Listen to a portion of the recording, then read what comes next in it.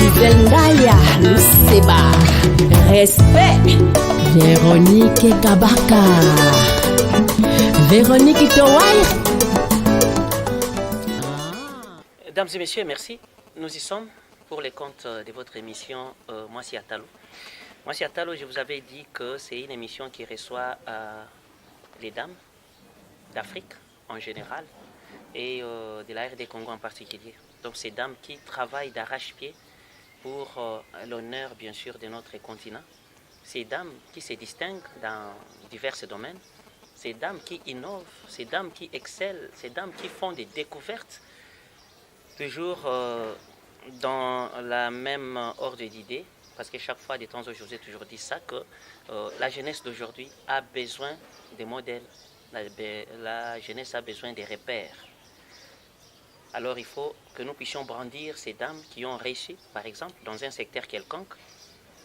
Nous avançons, nous les posons des questions et ces dames nous répondent d'où elles sont venues, elles font quoi exactement et pourquoi ça, pourquoi ceci. Et aujourd'hui, on a pensé à une dame parmi tant d'autres. Elle est militaire. Elle s'appelle Madame Modestine Zogbali. Hormis ça, je vous ajoute aussi que la dame est lauréate à la 3e édition du trophée panafricain de la femme de valeur.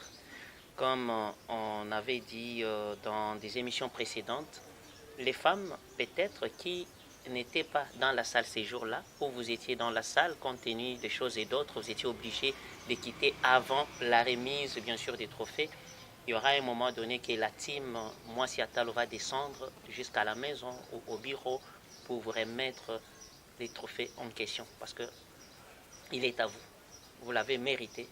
Le trophée est en bronze, mais c'est juste un symbole que vous allez garder à la maison pour dire non, pendant l'année 2021, par exemple, à la 3e édition du trophée panafricain de la femme de valeur, Moi si Atalo ou le programme Moi si Atalo m'avait reconnu ou m'avait plébiscité comme la meilleure femme militaire. Donc, toutes les femmes travaillent bien, mais nous prenons celles qui excellent.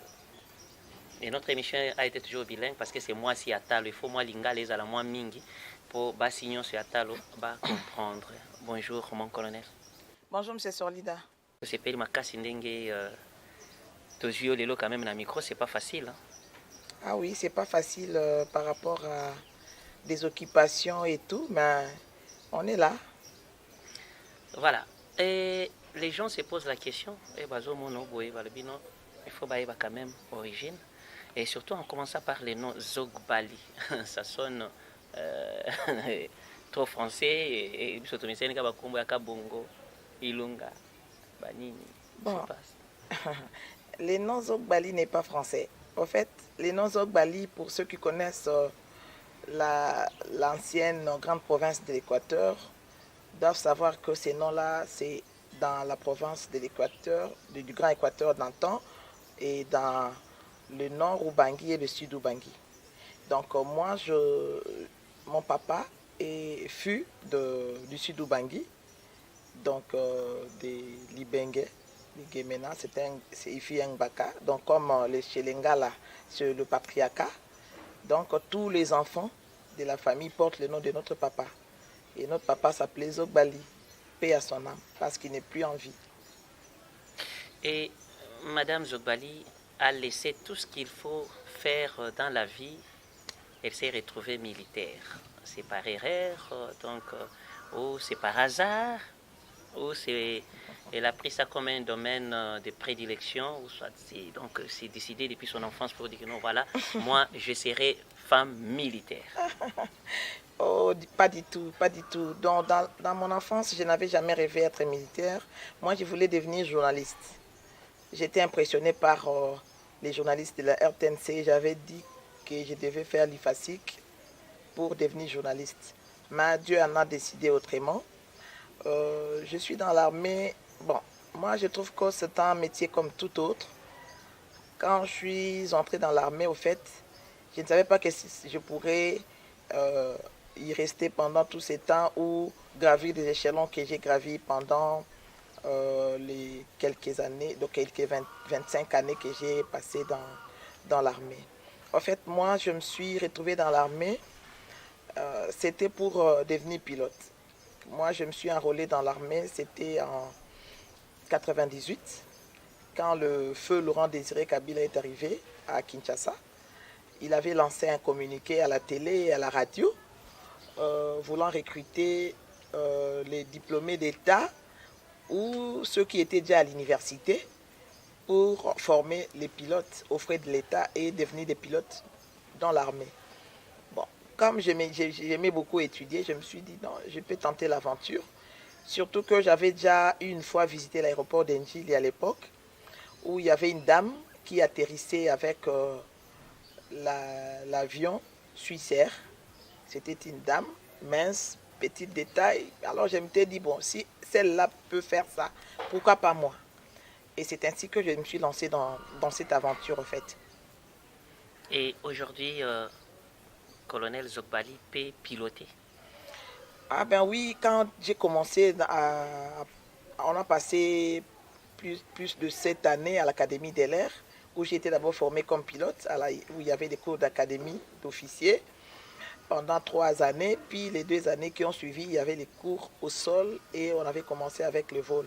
Mais malheureusement, après l'assassinat de Laurent-Désiré Kabila, paix à son âme, les choses n'étaient plus les mêmes.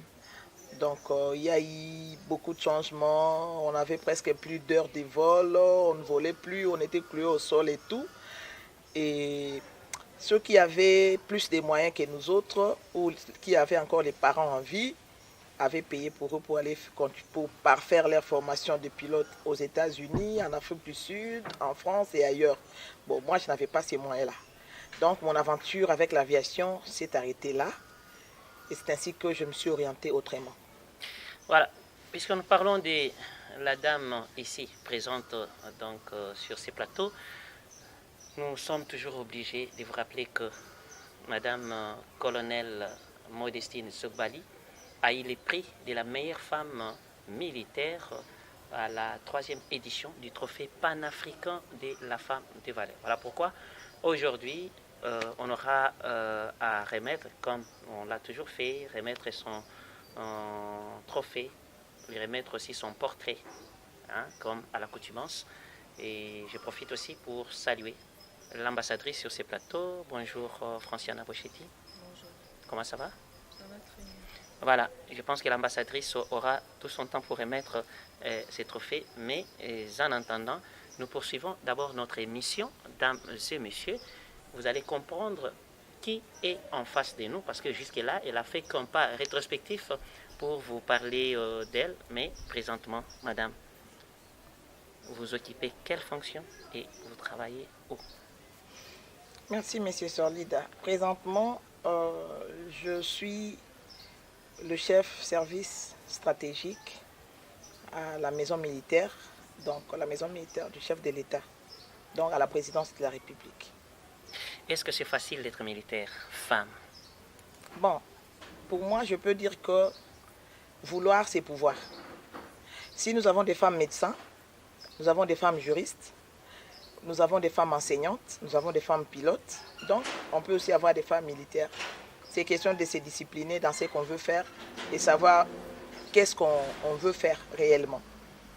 Et le fait de dire, soit c'est entre guillemets, les gens disent que non, voilà, c'est pas facile d'épouser une femme militaire. Hein? Ah, ça je ne crois pas. Au fait, pour une femme, donc c'est l'éducation des bases prime sur tout être humain. Donc c'est d'abord l'éducation de base qui prime. En dehors de l'éducation de base, il y a la formation ou l'instruction, le niveau d'instruction de la personne. Et aussi, on est chrétien. Donc, on est militaire, on est militaire au bureau, on est militaire au service, mais à la maison, on est une épouse, on est une femme, on est une mère, on est une sœur, voilà. Donc, on ne peut pas être militaire et au travail et à la maison, c'est pas possible. Si une femme est comme ça, donc elle ne peut pas avoir une vie conjugale épanouie. Voilà. Et colonel Modestine, prépare aussi, Bien sûr, lave aussi les habits, je fais tout ce qu'une femme peut faire. entretient la maison. Oui, ma chambre, faire la lessive, repasser, faire la cuisine, je peux tout faire. Et on nous dit aussi que les femmes sur des postes, par exemple, des décisions et consorts comme d'un colonel, voilà, c'est les services militaires. Hein. On nous dit que vous en avez kanda mukuse. Non, ça dépend. Ça dépend. Ça dépend de la nature humaine. Parce qu'au fait, l'armée ne change personne. Ça, je dois le dire. L'armée ne change personne. Si vous trouvez une mauvaise personne dans l'armée ou dans la police, ça signifie que cette personne-là était mauvaise en famille avant même d'intégrer l'armée ou la police. La personne n'a pas été bien éduquée. Voilà. C'est tout ce que moi je peux dire.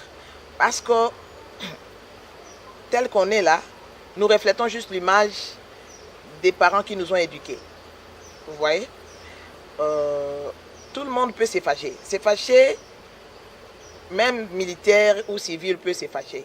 Mais la Bible nous dit qu'un chrétien, quand il se fâche, ne peut pas se coucher avec ce problème-là. Ça, c'est ce qui est important.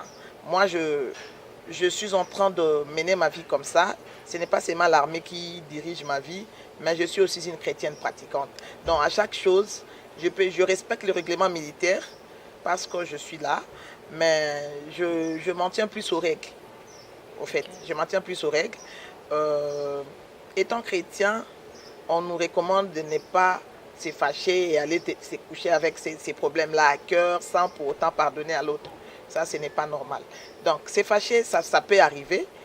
Moi, personnellement, ça peut arriver. Mais c'est difficile que je garde cette rancœur ou garder cette colère, même jusqu'au demain ou après-demain. C'est impossible. C'est impossible. Ça peut arriver, mais c'est passager. Et si le colonel surprend son mari dans une infraction quelconque, il arrête directement ou bien il épargne un peu en lui prédiquant des conseils? Non, mais comment on peut arrêter son mari parce qu'on l'a surpris avec une autre femme? Non, pas avec une autre femme. Je dis une infraction quelconque. Parce non, que mais comment moi je peux juger une infraction parce que moi je suis militaire. Mon mari n'est pas militaire, il est un civil. Comment moi je peux dire moi c'est une infraction? Je ne voulais pas parler de votre mari. Non, je veux parler dans l'ensemble. Ouais, je parle dans l'ensemble, oui. Non, ça ne peut pas se passer comme ça. Ça ne peut pas se passer comme ça. Normalement, les histoires conjugales ne se règlent pas comme ça. Quand il y a un problème dans un couple, on en parle à deux. De un. Et au cas où vous n'avez pas de solution, il y a des parrains, il y a nos pasteurs. Non, j'ai dit, étant militaire, par exemple, vous avez reçu l'ordre, descendez telle place. Et on a dit, il y a la cacophonie là-bas. Il y a ceci, ce sont des termes que vous utilisez souvent, vous comprenez. Et vous allez comme ça, et la personne était sur terrain, allez, il est là. Oh. Toi, comment tu l'arrêtes d'abord, ou bien tu poses la question, mais tu dis non, monsieur. Non. Allez, minoter dans le cadre de l'exécution d'une mission, on exécute d'abord. On exécute d'abord l'ordre est donné. Je ne sais pas si la personne est trompée dans quoi. S'il y a des accusations ou des preuves par rapport à ça, parce qu'on ne peut pas initier une mission pour rien pour aller arrêter des gens. Il faut qu'il y ait des enquêtes préétablies et que la culpabilité soit établie de telle ou telle autre personne. C'est alors qu'on va initier une mission pour aller arrêter. Colonel, je voulais juste vous taquiner. C'était juste pour vous taquiner. Non, c'est pas grave. Il n'y a pas de souci. Il n'y a pas de souci. Est-ce que les femmes ou les jeunes filles vous envient aussi? Envier, c'est-à-dire, vous dites que non, moi je veux aussi devenir militaire, je veux aussi devenir ceci. Vous rencontrez aussi des pareils cas? Bien sûr. Moi, il y a une fille avec qui mon fils a étudié à l'université. Quand mon fils est rentré, il me dit toujours, ah maman, mon amie me dit qu'elle veut toujours te ressembler. Elle aimerait un jour devenir comme toi. Moi, j'ai dit, ok, c'est bien. C'est question qu'elle étudie et que quand elle va terminer ses études, qu'elle puisse s'enrôler dans l'armée. Comme ça, elle pourrait devenir comme moi. Parce que nous avons aussi besoin de femmes comme moi. Nous avons besoin de femmes intellectuelles comme moi pour les former afin qu'ils puissent nous succéder. Parce que nous avançons. Ça fait 25 ans que je suis dans l'armée. Il me reste peut-être 25 ans dans ma carrière ou 20 ans. Donc, on a besoin de jeunes qu'on peut former pour nous remplacer un jour. Et à part ça, avez-vous fait d'autres formations quelconques? Bien sûr. Vraiment, j'ai un CV bien gonflé. C'est ça l'avantage d'être dans l'armée. Parce que dans l'armée, quand on étudie, on ne débourse rien comme frais. Tout se paie aux frais de l'État. J'ai eu à faire pas mal de formations au pays comme à l'étranger. je suis allé dans plusieurs pays du monde aux frais de l'État pour étudier ou faire des formations. Voilà. J'ai été formé en... Comme je suis là, je peux être déployé dans les missions des Nations Unies parce que je suis ONU Femmes. J'ai été formé par les Onusiens ou les Américains eux-mêmes à l'école à Nairobi, où ils forment les officiers. Donc il y a des formations qu'ils organisent pour former les femmes militaires. Ils voient celles qui évoluent dans le commandement, celles qui sont dans le domaine de santé et dans divers domaines. Parce que dans aucune mission de maintien de la paix ne peut s'effectuer et avoir du succès s'il n'y a pas présence des femmes.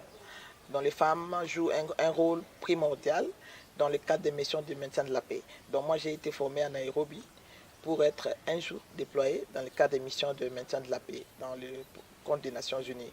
Aussi, j'ai eu à faire la formation à Harare, au Zimbabwe, pour le compte de la SADC. Donc là, je connais comment la SADC fonctionne. Si aujourd'hui je suis déployé pour le compte de la SADC, je sais comment m'y prendre parce que j'ai été formé par rapport à ça. Et tout ça, c'est grâce à l'armée. En dehors de ça, j'ai fait plusieurs formations que je n'avais pas pu faire avant d'intégrer l'armée.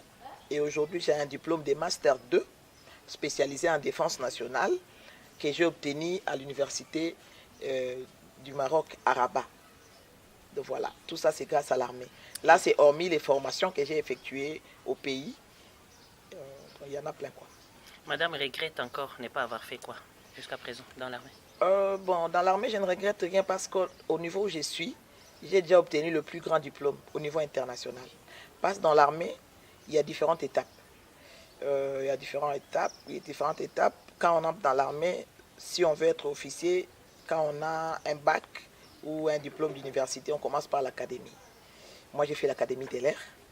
Et après l'académie, il y a l'école de commandement et d'état-major. En dehors des autres formations qu'on donne dans certains pays francophones, mais nous n'avons pas ces programmes-là des Britanniques et autres. Donc moi, j'ai fait l'académie de l'air. J'ai fait mon école de commandement et d'état-major à Kinshasa, où j'ai terminé avec succès, où je suis même professeur. J'ai été retenu par rapport aux points obtenus à l'école. Et après ça, j'ai fait mon école de guerre au Maroc. Donc, l'école de guerre, c'est le top niveau de la formation au niveau de l'armée. Donc, c'est vraiment le top niveau. C'est pendant ces moments-là que j'ai eu aussi à faire mon master. Est-ce que le pays te doit? Bon, les pays me doivent, je ne pense pas. Je ne pense pas parce que déjà là où je suis, je n'ai pas mérité. Peut-être personnellement comme ça ou physiquement comme ça, mais c'est grâce aux frais que l'État m'a payé pour étudier. Aujourd'hui, le diplôme que j'ai m'a permis d'avoir la fonction que j'occupe aujourd'hui. Je n'avais jamais rêvé de travailler à la présidence. Ça ne m'est jamais venu à l'esprit. Mais grâce au diplôme que j'ai obtenu, grâce à mon savoir-faire et grâce à la discipline surtout. Parce que sans la discipline, on ne peut rien faire dans l'armée. Dans l'armée, pour évoluer, il faut être discipliné, il faut être intelligent et il faut se former. Il n'y a aucune élévation ou aucune faveur si tu n'as pas de qualifications. Donc, si je suis ce que je suis aujourd'hui, c'est grâce à des qualifications que j'ai. Et c'est l'État qui a payé. Moi, je n'ai jamais payé les frais pour étudier. Et je pense que l'État ne me doit rien. Je vais toujours te tutoyer parce que... Non, il n'y a pas de souci. Il n'y a pas de souci. Parce que vous voyez chaque fois, je pense que ça pèse. Il n'y a pas de souci. Tu nous as parlé toujours, ça fait 2 fois, 3 fois, 4 fois, église. Je peux aussi savoir, madame prie dans quelle église, au besoin des noms du pasteur de cette église. Parce que une dame comme ça, militaire, qui connaît Dieu, qui chaque fois, chaque dimanche à l'église, et même quand elle est en train de parler, fait allusion toujours à Jésus-Christ, à l'église et consort. Non, c'est pas vrai. Les bons chrétiens, même dans la Bible, c'était des militaires. Moi, je prie à l'église Assemblée Ciel Ouvert, en abrégé ACO, chez les pasteurs Jean-Lambert Mukendi, que je salue en passant. L'église est située sur l'avenue Loya, numéro 60, à Binzaozone, référence DGC. Okay. Madame a peur de quelque chose. Non, pas du tout. Je n'ai peur de rien. Je n'ai peur de rien. Parce que quand on s'engage dans l'armée, on sacrifie son sang pour la nation. Moi, j'ai déjà combattu même au front, donc je n'ai peur de rien. Je ne crains rien. Je suis prête à tout. Donc, on est là. Même Satan. Satan ne peut pas me faire peur. Jésus-Christ est le Tout-Puissant. Satan ne peut rien me faire. Et Moi, je suis la fille du roi des rois, donc Satan ne peut même pas s'approcher de mais moi. il t'a déjà tenté une fois. Oh, non, je ne pense pas. Ça peut arriver, mais Jésus-Christ ne le permettra pas. Le Dieu que j'ai en moi est plus fort que Satan. Donc même si Satan m'est tenté, il ne pourra pas me faire tomber. Voilà. Mais quand on dit qu'il ne rencontre pas les diables sur son chemin, il fait route ensemble avec eux. Vous ne faites pas route ensemble? Non, pas du tout. Je ne crois pas à ça. Parce que ceux qui sont des dieux triomphent.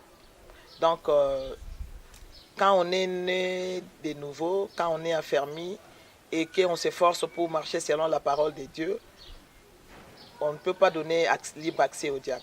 Le diable peut nous avoir quand nous-mêmes nous ouvrons la porte. Quand nous marchons à l'encontre de ce que Dieu veut que nous fassions. C'est là que le diable nous trouve sur son chemin. Et là, il va commencer à nous rappeler. Toi, tu te disais chrétien, voilà ce que tu as fait. Est-ce que c'est ce que Dieu demande? C'est comme ça. Madame a déjà été trahie un jour. Et comment a été sa réaction? Trahi, bon, ça arrive toujours. Ça arrive toujours, mais je n'ai jamais rendu le mal pour le mal. Ça fait 25 ans que je suis dans l'armée. C'est vrai que les gens ont peur des militaires ou des femmes militaires, mais je n'ai jamais fait arrêter quelqu'un. Je n'ai jamais causé du tort à quelqu'un. Quand bien même j'ai été trahi et blessé du plus profond de moi, mais je ne me suis jamais vengé au fait. Je n'ai jamais fait payer à quelqu'un le mal qu'il m'a fait. Je laisse Dieu s'en occuper. Parce que la vengeance appartient à Dieu. La Bible dit que c'est à lui la vengeance et la rétribution. Madame a déjà connu l'injustice. L'injustice, non. Je n'ai jamais connu d'injustice, moi, dans ma carrière. Quand les gens disent que non, les femmes sont marginalisées, pour avoir une promotion, il faut coucher avec les chefs ou ceci. Moi, je dis non. Je m'inscris en faux, totalement en faux. Parce que quand on est intelligent, quand on est compétente, quand on est capable de bien faire son travail, on n'a pas besoin de quelqu'un à côté pour nous aider. Et quand nous sommes en mesure de tout faire, ça signifie que nous sommes en mesure d'avoir des promotions en grade, en fonction et tout. Donc moi, je n'ai jamais eu d'injustice. Toutes les fois que j'ai voulu étudier, c'est les concours qui s'organisent. Tu veux faire l'école des commandements et d'état-major, il y a un concours. Donc, tu t'inscris, tu participes au concours. Si tu es retenu, parce que un concours, c'est un concours.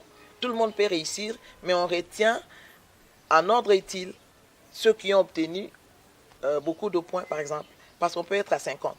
Si l'école dit qu'on a besoin de 30 stagiaires, même si tout le monde avait réussi, on va commencer à prendre à partir de ceux qui ont plus de points, jusqu'à s'arrêter à 50 ou à 30. Voilà. Donc moi, je n'ai jamais suivi d'injustice. Parce que dans ma carrière, je n'ai jamais échoué. Ni dans un concours, ni dans une formation. J'ai toujours été classé en ordre utile, donc parmi les meilleurs. Je n'ai jamais subi d'injustice. Étant militaire, madame sécurise le pays. Tu es parmi les corps des gens qui sécurisent le pays. Bien sûr. Avec nous sommes le service de sécurité. Voilà, avec l'arme aussi, ça sécurise le pays. Mais quelles recommandations madame donne à toutes ces femmes pour la bonne sécurité du pays? Quels sont les conseils que vous donnez? Bon, les conseils que je peux donner à toutes les femmes qui me suivent, que ce soit militaire ou civil, il ne faut jamais associer sa vie privée à la vie professionnelle. Ça, c'est de 1. De 2, il ne faut jamais trahir sa nation.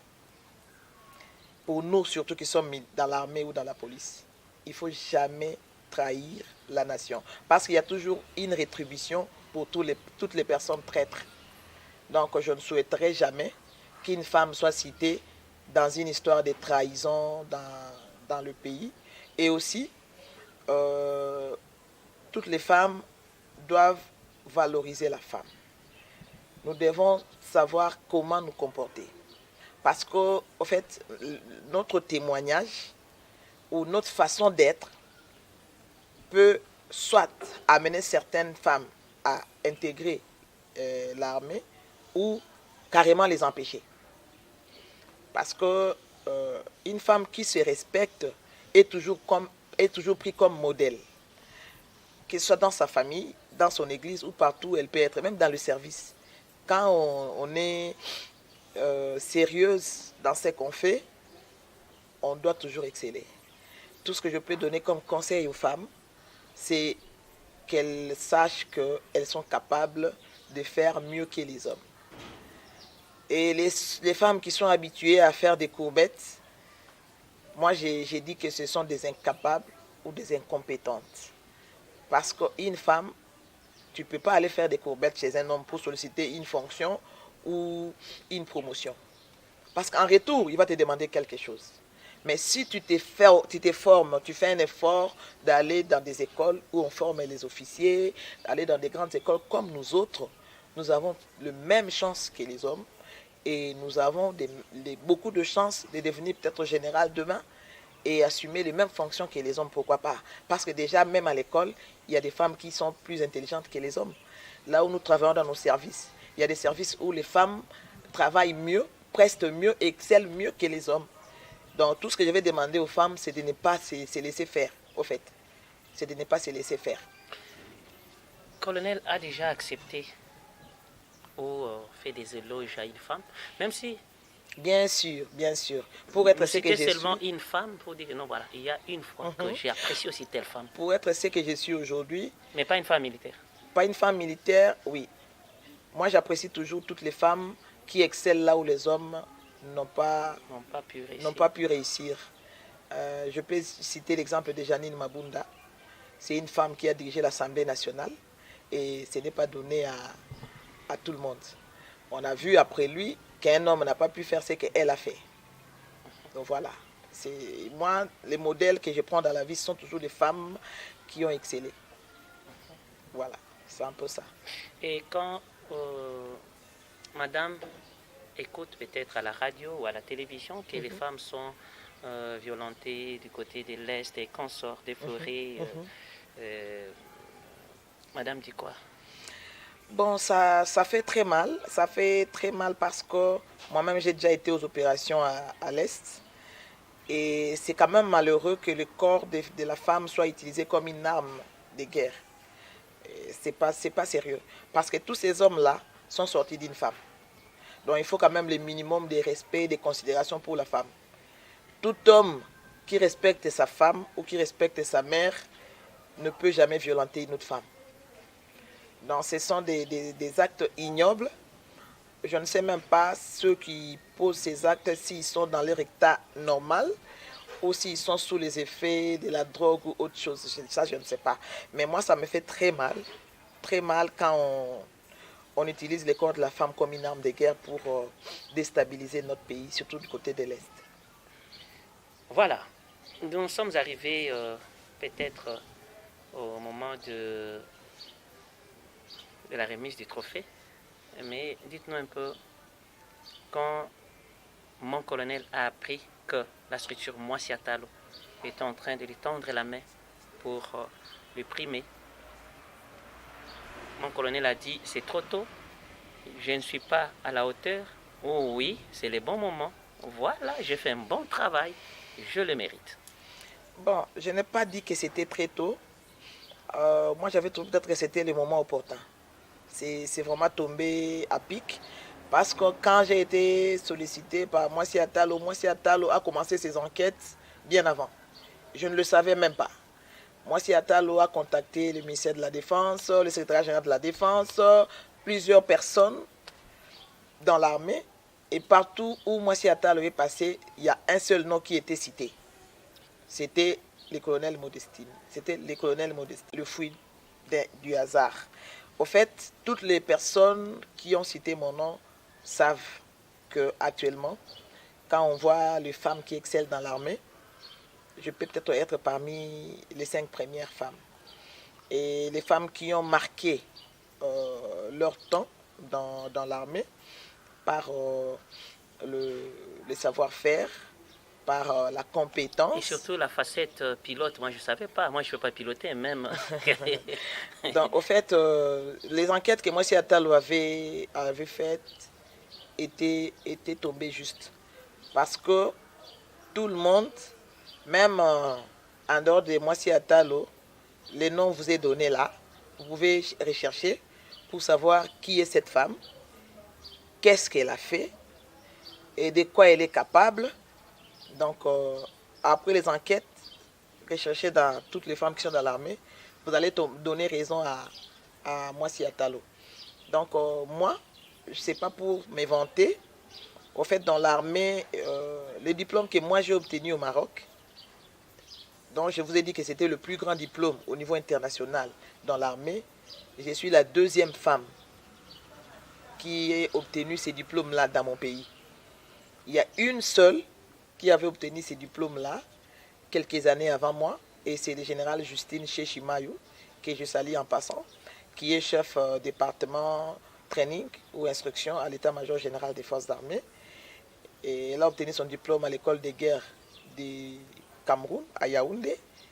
Et moi, j'ai obtenu ces diplômes, je crois, 5 années ou même plus après elle. Moi, je l'ai obtenu à l'école de guerre du Maroc. Voilà.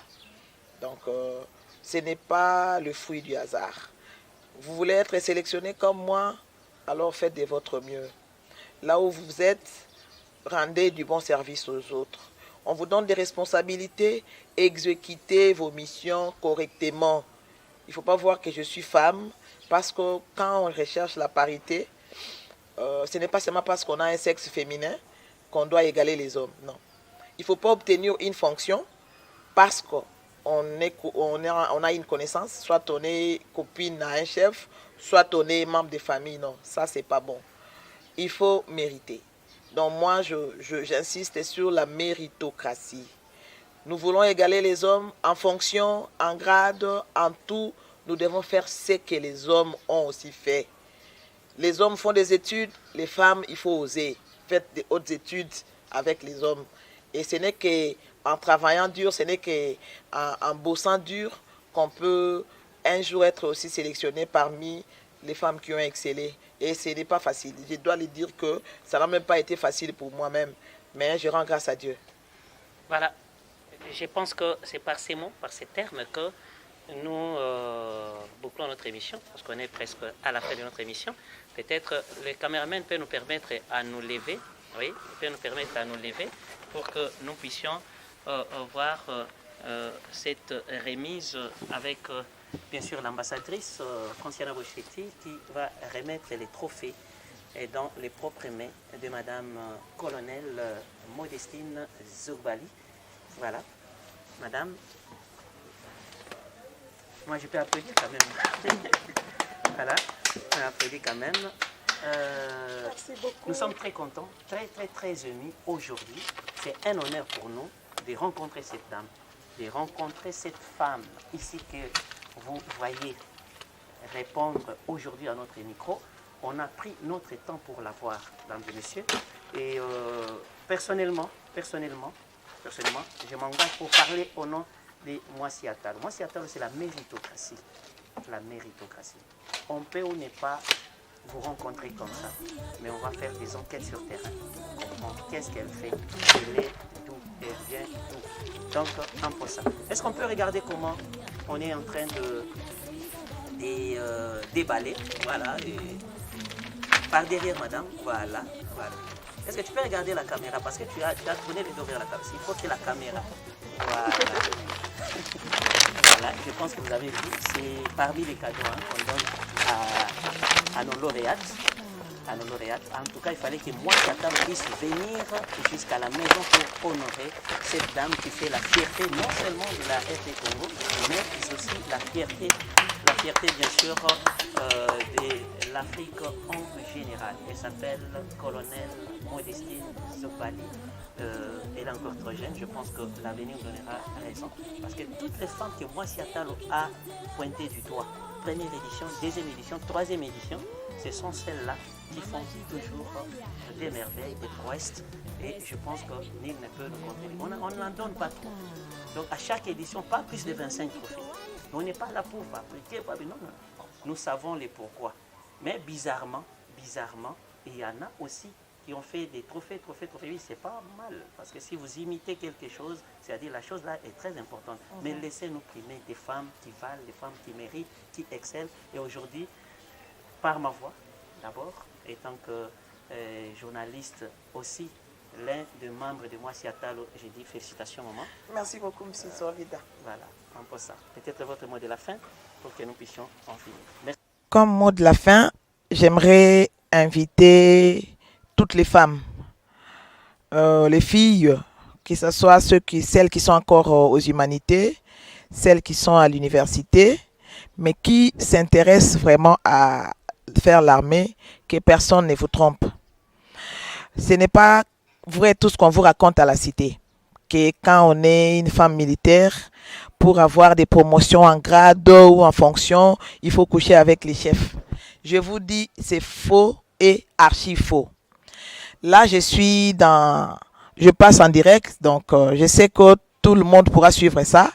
Ça fait 25 années que moi je suis dans l'armée et jamais, je dis bien jamais, c'est une négation usuelle qui veut dire en aucun moment. Donc aucun chef n'a jamais couché avec moi, aucun. Donc pour celles qui les font, elles les font volontairement. Sûrement que c'est elles-mêmes qui le veulent. Mais si vous ne voulez pas, personne ne va vous forcer de le faire.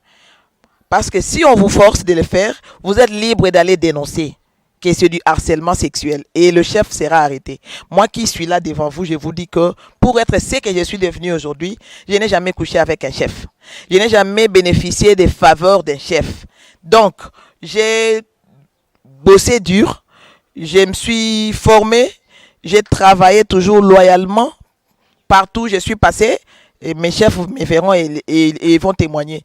Je n'ai jamais été malhonnête.